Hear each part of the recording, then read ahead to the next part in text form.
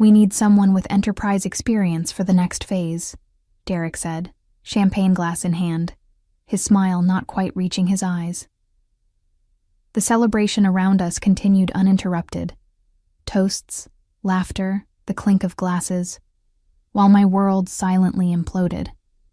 I stood there in the Chicago Skyline Lounge, stunned into silence as our chief executive officer effectively fired me at the very party celebrating the $20 million contract I had just secured. The contract that had saved Veltrix Optics from certain bankruptcy.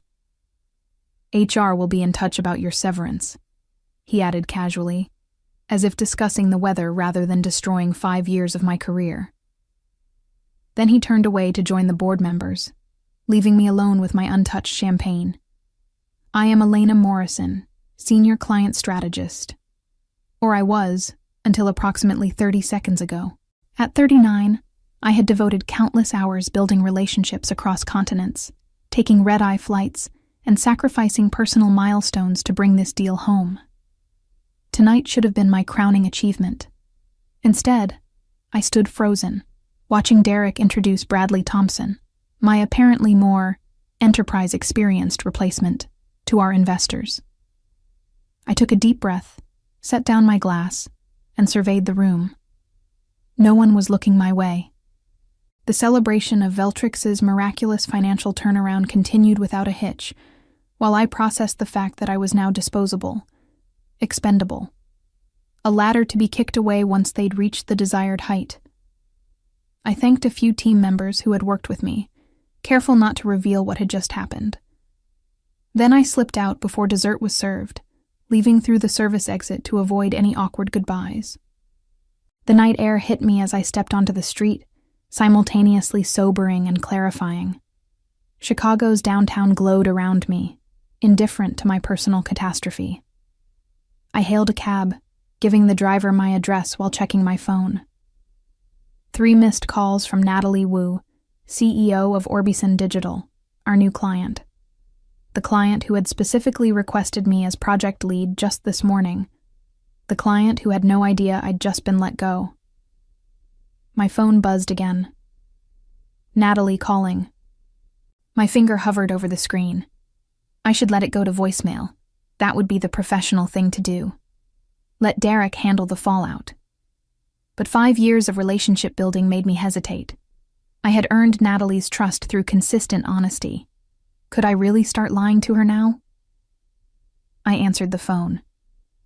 "Elena, I've been trying to reach you. Just wanted to say congratulations again on the contract." Natalie's voice was warm, excited. A warning flashed in my mind. There was something I didn't know yet. Something important that was about to unfold. I felt it in my bones. I've always been a strategist by nature, even before it became my job title. Growing up in a family of 8 children taught me to plan ahead, anticipate needs, and recognize which battles were worth fighting. When my mother got sick, I was the one who created the care schedule, researched treatment options, and explained complex medical terms to my siblings. When she passed, I handled the arrangements while my father retreated into grief. I was 17. Those early lessons in crisis management served me well throughout my career. I rose quickly at Veltrix Optics, from marketing coordinator to client liaison to senior client strategist in just 7 years. I had a particular talent for understanding what clients needed, often before they knew themselves. That's how the Orbison Digital relationship began. 5 years ago, they were a promising startup with innovative technology but limited resources. I recognized their potential when others saw only risk. I convinced Derek to offer them favorable terms when everyone advised against it. "They're too small," the board had said. "Not worth the investment." But I saw Natalie's vision. I believed in her leadership. Most importantly, I recognized that we could grow together. Veltrix providing the specialized optical components her technology required, and Orbison pushing us to innovate beyond our comfort zone. For 5 years, I nurtured that relationship. I stayed up for 2 a.m. calls when Natalie was in Asia. I traveled to their offices monthly. I learned their business thoroughly enough to anticipate their needs. I protected them from Veltrix's occasional corporate heavy-handedness. When Orbison's breakthrough came, a revolutionary new augmented reality system requiring custom optics, I was the one who structured the massive deal that would benefit both companies. A $20 million contract that arrived just as Veltrix was facing a critical cash shortage following a failed product launch and manufacturing issues. My deal had saved the company, and my reward was termination. "Elena, are you still there?" Natalie's voice pulled me back to the present. "Yes, sorry," I replied, my mind racing. "Just stepped outside for some air. I wanted to tell you how excited our team is to have you leading this project. Your understanding of both the technical and business sides is why my board approved such a large commitment." My heart sank. Natalie had no idea what had just happened, and apparently Derek hadn't bothered to inform her about my replacement. "That's very kind," I managed, buying time as I weighed my options. "Actually, I just emailed the detailed requirements document to your team, with you copied. We're ready to move fast." I needed to make a decision, right now. Should I tell her the truth? Let Derek handle it? Or was there another option, one that might serve justice while protecting my future? "Natalie, there's something you should know," I began, stepping out of the taxi at my apartment building. "The celebration tonight wasn't just about the contract. There were some organizational changes announced as well." A pause. "What kind of changes?" I leaned against the stone facade of my building, gathering courage. "Derek has decided to replace me as lead on the Orbison project. They're bringing in someone with more enterprise experience." His words. The silence on the other end stretched for several seconds. "That's unacceptable," Natalie finally said, her voice hardening. "We signed this contract with the explicit understanding that you would be leading the implementation. Your expertise and understanding of our technology is irreplaceable." I closed my eyes, relief and vindication washing over me. "Thank you for saying that." "I'm not just saying it. I mean it. This changes everything." Her voice had taken on the steel edge I recognized from negotiations. "Do they understand that your involvement was a key condition of our agreement?" "I don't think so," I admitted. Derek seemed caught up in the celebration. He probably assumes the contract is secure regardless of who's managing it. Another silence. I could almost hear Natalie thinking. "Elena, I need to make some calls. Can we talk again first thing tomorrow?" "Of course," I agreed, though I wasn't entirely sure what my position would be by morning. After ending the call, I entered my apartment and kicked off my heels. The city lights twinkled through the floor-to-ceiling windows, normally a view I cherished. Tonight, they seemed to mock my sudden professional freefall. I opened my laptop and began drafting 3 separate emails. One to Derek outlining my accomplishments and questioning the timing of this decision. One to Human Resources requesting formal documentation of my termination. And one to my network announcing my sudden availability for new opportunities. But I didn't send any of them. Not yet. Instead, I opened a bottle of wine and began reviewing the detailed project requirements Natalie had mentioned. The document was extensive. Hundreds of pages of technical specifications, timelines, and dependencies. I was one of perhaps 5 people at Veltrix who could truly understand its complexity. Bradley Thompson, my replacement, certainly wasn't one of them. My phone buzzed with a text from my colleague Olivia. "What happened? You disappeared from the party. Everything okay?" I stared at the message, considering how much to reveal. Olivia was trustworthy, but she also reported to Derek. Before I could decide, another text arrived. "Derek's been acting strange since you left. The board members pulled him aside. Something's happening." A cold smile formed on my lips. Natalie worked fast. Then came a third message that confirmed my suspicions. "Board is in emergency session in the conference room." Derek looks panicked. "What did you do?" I set my phone down without replying and took a sip of wine. The board was discovering what Derek should have known all along. I wasn't just a strategist, I was the relationship. And relationships once broken aren't easily fixed. For the first time since hearing Derek's dismissive words, I felt my confidence returning. The setback still stung, but now I sensed an opportunity forming, one that would either reinstate me with enhanced authority or catapult me to something better. Either way, Derek's champagne would soon taste very bitter indeed. Morning arrived with a vengeance. My phone vibrated itself nearly off the nightstand. 17 missed calls, 32 text messages, and 47 emails. Most were from Veltrix board members, executives, and the Human Resources Department. I ignored them all, focusing instead on my coffee and the email that had arrived at 6:07 a.m. from Natalie. "Elena, I've made my position clear to the Veltrix board.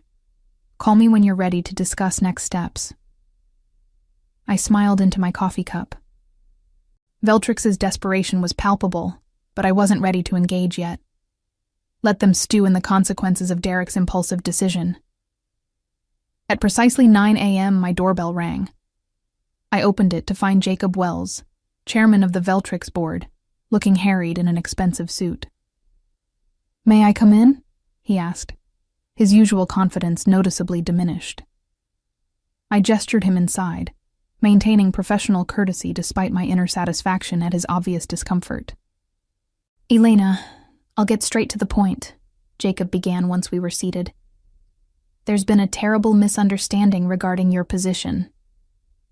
"A misunderstanding," I repeated flatly.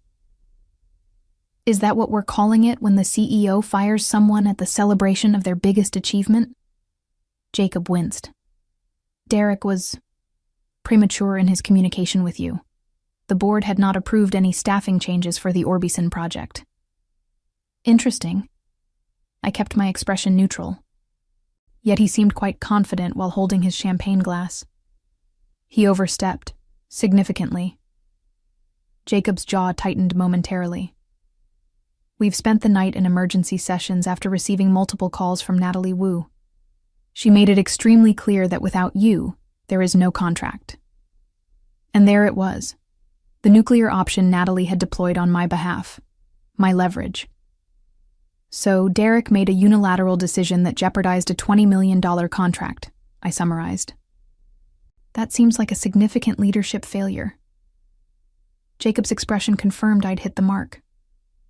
"The board shares your concern." "And yet you're here instead of Derek," I observed. "Why isn't he apologizing himself?" Jacob shifted uncomfortably. "Derek is addressing other aspects of this situation." Translation: Derek was fighting for his job. "What exactly are you offering, Jacob?" "Full reinstatement as senior client strategist, with a substantial retention bonus, plus leadership of the Orbison implementation team, reporting directly to the board instead of through normal management channels." The offer was impressive, but incomplete. "And Bradley Thompson?" Jacob grimaced. "He'll be reassigned to another department." I took a slow sip of coffee, letting silence fill the space between us. Jacob began to fidget, a tell I'd observed in board meetings when he was anxious. "I'll need time to consider," I finally said. "Time is something we don't have," Jacob responded, his voice tightening. "Natalie has given us until noon to confirm your participation, or they begin reviewing their legal options for withdrawing." I raised an eyebrow. "So you need my answer in—" I checked my watch. 3 hours? "Ideally sooner." I stood up, signaling our conversation was ending. "I'll call you before noon." As I closed the door behind a clearly unsatisfied Jacob, my phone buzzed with a text from Olivia. "Derek cleaning out office. Board forcing resignation." Followed quickly by, "Confirmed. Derek out. Jacob acting as interim CEO." This changed everything. The board had moved even faster than I anticipated, eliminating the immediate problem of working with Derek after his betrayal. Their decisive actions suggested genuine remorse, or at least genuine fear of losing Orbison's contract. But as I stared at the succession of increasingly desperate messages filling my phone, another message arrived. This one from a number I didn't recognize. "Ms. Morrison, I'm Thomas Blackwood, CEO of Crystalfin Audio. We should talk about your future. Lunch today? I believe we can offer something far more valuable than damage control. I felt a slow smile spread across my face. Now I had options. The restaurant Thomas Blackwood had chosen was discreet and elegant, a small Italian place in Chicago's financial district, where privacy was part of the premium pricing. As I was led to his table, I assessed the man who might represent my future. Thomas rose to greet me. Tall, around 50, with the confident bearing of someone accustomed to getting what he wanted. Crystalfin Audio was Veltrix's most formidable competitor, specializing in acoustic optical technologies that complemented many of the same markets. "Elena Morrison," he said, extending his hand. "Your reputation precedes you. Thank you for making time on such short notice." We exchanged pleasantries as the waiter brought water and took drink orders. Once we were alone again, Thomas leaned forward. "I'll be direct. We've been watching your work with Orbison Digital for some time.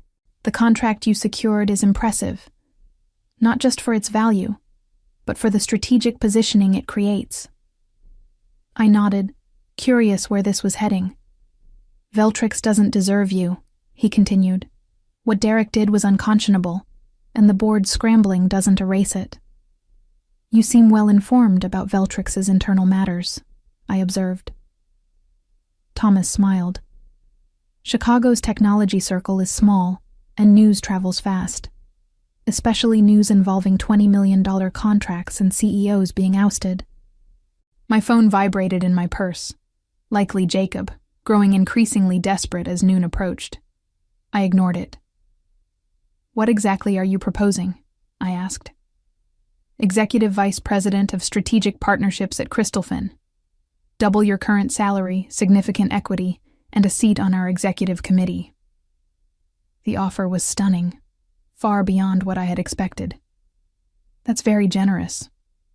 "It's not generosity, it's strategy," Thomas corrected.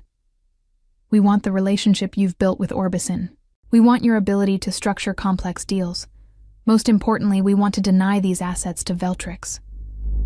There it was, the real motivation. Hiring me would be both an acquisition and a strategic blow to their competitor. "And if Orbison doesn't follow me to Crystalfin?" I asked, testing his commitment. "Then we've still acquired an exceptional strategist, and Veltrix has still lost one." He slid a folder across the table. "The formal offer. The signing bonus alone should compensate for any short-term disruption." I opened the folder, and my breath caught. The signing bonus was 7 figures. "This is compelling," I admitted, closing the folder. "But there are complexities to consider." "Such as your obligation to Natalie Wu," Thomas nodded. "I understand loyalty. It's part of why we want you. Take the afternoon to consider. We'll need your answer by end of day." My phone vibrated again. Jacob's 5th call in the past hour. I checked my watch. 11:40 a.m. Veltrix's deadline was approaching. "I appreciate the opportunity," I said, standing to leave with the folder. "You'll have my answer." Back in my apartment, I laid out my options. Veltrix was offering reinstatement with a direct line to the board, a significant upgrade in authority. Crystalfin was offering an executive position with compensation that would take years to match at Veltrix. But the element complicating both offers was Natalie and Orbison. I had personally assured her of Veltrix's capabilities and commitment. My word was on the line. I picked up my phone and called the one person whose perspective I needed. "Natalie, it's Elena. Do you have a moment?" "For you?" "Always," she answered. "Has Veltrix begged sufficiently yet?" "Jacob came to my apartment this morning. Derek's been removed." "Good," Natalie said firmly. "That's the minimum acceptable outcome." "I've also received an offer from Crystalfin Audio," I said, watching the city through my window. "Executive Vice President. Significant package." Silence for a moment. "And if you accepted?" "It would mean asking you to reconsider your partnership," I acknowledged. "New terms, new company." Another pause. The question is, what do you want, Elena? It was the right question, one I'd been avoiding. What did I want? Revenge against Veltrix? The prestige of an executive title? Or something else entirely? I'm not sure, I admitted, but I need to decide within the hour. Then let me help you clarify, Natalie said. I have a third option you haven't considered. By the time noon struck, I had made my decision. I called Jacob first. Elena, thank God, we're up against the deadline. What's your answer? His voice carried the strain of a man whose career might hinge on my response. I'm declining your offer, Jacob. A sharp intake of breath. Elena, please reconsider. Whatever Christophen offered, we'll match it. So he knew about my lunch with Thomas. The technology circle was indeed small. This isn't about compensation, I explained. It's about recognition and respect.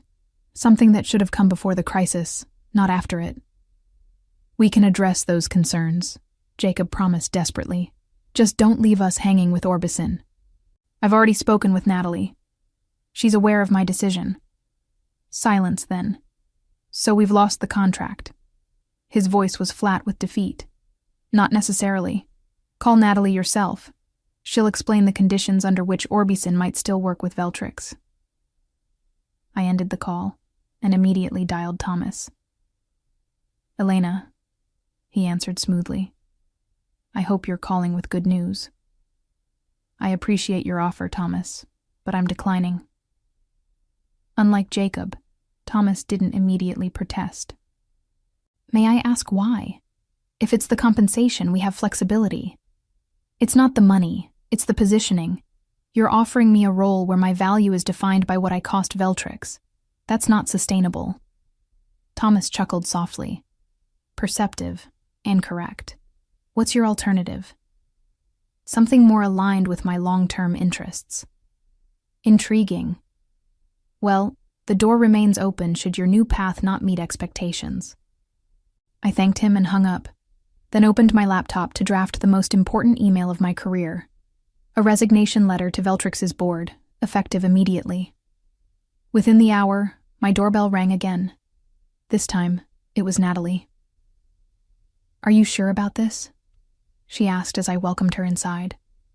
Absolutely, I confirmed, pouring us both coffee. Though it's not without risk. The best decisions rarely are, she smiled, setting a leather portfolio on my coffee table. The incorporation papers are ready. Once you sign, OptiBridge Consulting officially exists. This was the third option Natalie had proposed, starting my own consulting firm, with Orbison as my first client. The contract would be restructured. Veltrix would still provide the components, but I would manage the implementation independently. The board at Veltrix is in chaos, Natalie reported. Jacob called me immediately after speaking with you. I laid out the new terms. They keep the manufacturing contract only if they agree to work with OptiBridge as the implementation partner. And, I prompted, they're desperately reviewing the legal implications, but they'll agree. They have no choice. I signed the incorporation papers, feeling the weight of the decision. I was now a business owner, not just a strategist. The risks were substantial, but so was the potential. There's one more thing, Natalie said, pulling out another document. Orbison is prepared to provide seed funding for OptiBridge in exchange for a minority stake. Enough capital to hire a small team immediately. I stared at the proposal, momentarily speechless. This wasn't just a new job. It was a complete transformation of my career trajectory. Why are you doing this? I asked finally. Natalie's expression grew serious. Because talent like yours shouldn't be at the mercy of people like Derek. Because I believe you'll build something remarkable. And, she smiled, because it's good business. We get the expertise we need while investing in a promising venture. As I signed the investment agreement, I reflected on how dramatically my circumstances had changed in just 24 hours. From terminated to business owner. From employee to partner. Derek's champagne toast now seemed like a distant memory, the inadvertent catalyst for something far more significant than a mere corporate position. Sometimes, being underestimated is the greatest advantage of all. 3 months later, I stood in OptiBridge's new offices in downtown Chicago, watching my team of 12 consultants working on projects for 4 different clients. The seed funding from Orbison had allowed me to recruit top talent from across the industry, including, to my particular satisfaction, Olivia from Veltrix, who now led our technical integration team. The Orbison implementation was proceeding flawlessly under our guidance, with Veltrix grudgingly fulfilling their manufacturing obligations according to the renegotiated contract. Their margins were significantly reduced from the original agreement, a financial consequence that had further destabilized their leadership after Derek's departure. My phone buzzed with a text from Natalie. Board meeting successful. Additional funding approved for Phase 2. Dinner to celebrate? I smiled and confirmed. Orbison was thriving with our partnership, already discussing expansion beyond the initial contract scope. The trust I had built with Natalie was proving more valuable than ever. My assistant knocked on my office door. "Elena, Jacob Wells is here to see you. No appointment." I raised an eyebrow. The last I'd heard, Jacob had been struggling as interim CEO at Veltrix. "Send him in." Jacob looked noticeably older than when I'd last seen him, stress evident in the new lines around his eyes. "Thank you for seeing me," he said, declining my offer of a seat. "I'll be brief. Veltrix is considering a strategic reorganization, and the board has authorized me to explore all options." "What kind of options?" I asked, though I suspected the answer. "Acquisition, by OptiBridge." I nearly laughed at the irony. "You want me to buy the company that fired me?" Jacob winced.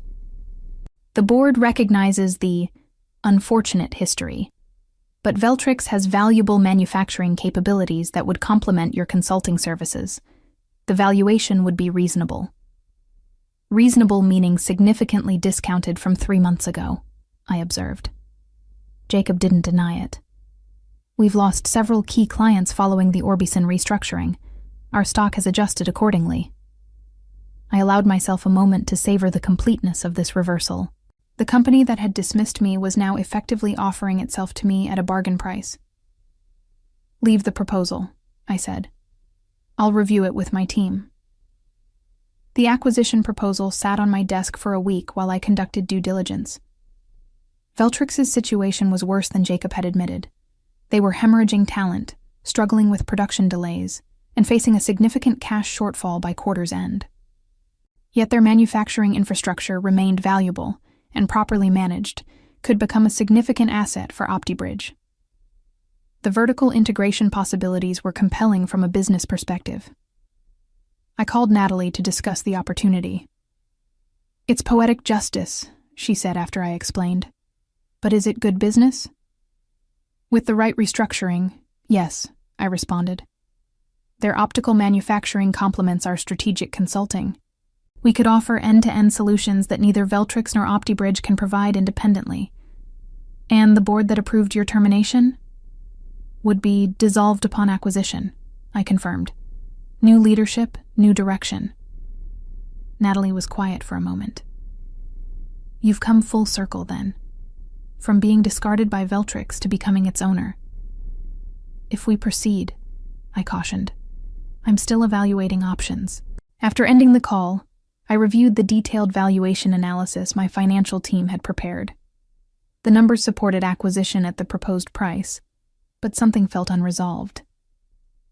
I opened my laptop and searched for news about Derek.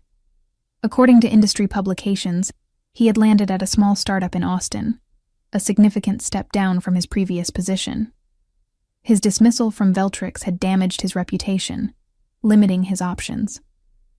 Part of me had expected to feel more satisfaction at his downfall. Instead, I felt strangely detached.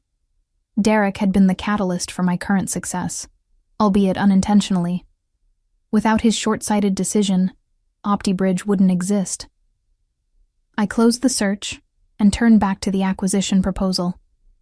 The revenge narrative no longer seemed relevant. This wasn't about getting back at Veltrix or Derek.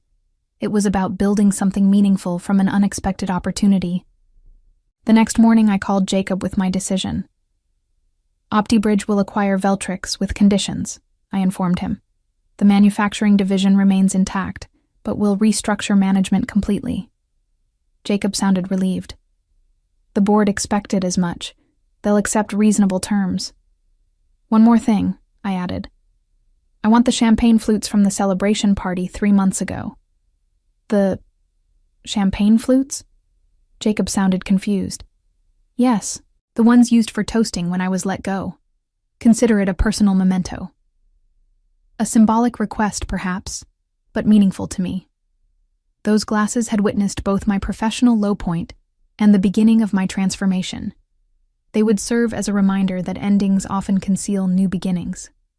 Jacob agreed without further question, likely relieved the demands weren't more severe. As I hung up, I looked out at the growing OptiBridge team. We were about to expand dramatically, integrating Veltrix's manufacturing capabilities with our strategic consulting. The challenges would be substantial, but so was our potential. The journey from that painful night to this moment of triumph had been swift and unexpected. Derek's dismissive words, "We need someone with enterprise experience," now seemed laughably myopic. I had built an enterprise from scratch in just 3 months, one that was now powerful enough to acquire his former company. Sometimes the most satisfying revenge isn't about getting even. It's about moving forward so decisively that the past becomes irrelevant. As I watched my team, I realized I no longer needed Veltrix's champagne glasses to remind me of how far I'd come. I was writing a new story now, one that no longer featured Derek as the villain. Instead, I would focus on the future, my company, my vision, my success. That was the true victory.